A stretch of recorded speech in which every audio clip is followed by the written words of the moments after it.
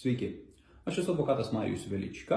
ir šiandien noriu kreiptis į visus Lietuvos žmonės, buitinius vartotojus, mažas ar labai mažas įmonės, kurios turi arba turėjo elektros tiekimo santykius su UAB Enefit arba UAB Elektrum Lietuva ar juos atstovavusią skolų išieškojimo agentūrą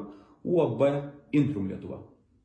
Informuoju jūs, jog šiandieną kreipiausi būtent į šias tris bendrovės, informuodamas apie lapkričio 22 dieną Seimo ekonomikos komiteto priimtą protokolinį išaiškinimą, kuriuo yra pripažinta, kad bet koks sutarties nutraukimo ar pakeitimo ar rezervacijos mokesčių reikalavimas iš jūsų buitiniai vartotojai, mažos ar labai mažos įmonės, yra neteisėtas ir prieštarauja įstatymui. Informavau šias bendrovės, kad jeigu po šio mano pranešimo, kuriuo laikau, kad yra tinkamai informuoti apie šio teisės akto išaiškinimą, jie bent į vieną iš jūsų kreipsis dar kartą neteisėtai reikalaudami šių aukščiau mano įvardintų mokesčių, tai sudarys pagrindą man kreiptis į generalinę prokuratūrą, prašant pradėti ginti viešą interesą ir atitinkamas licenzijavimo įstaigas su prašymu stabdyti jų licencijas tiekti elektrą Lietuvos gyventojams ir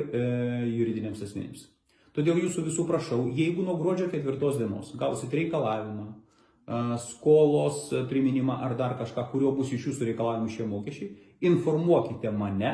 tai sudarys man pagrindą imtis veiksmų ir užkardinti tuos neteisėtus veiksmus, jeigu šios bendrovės dar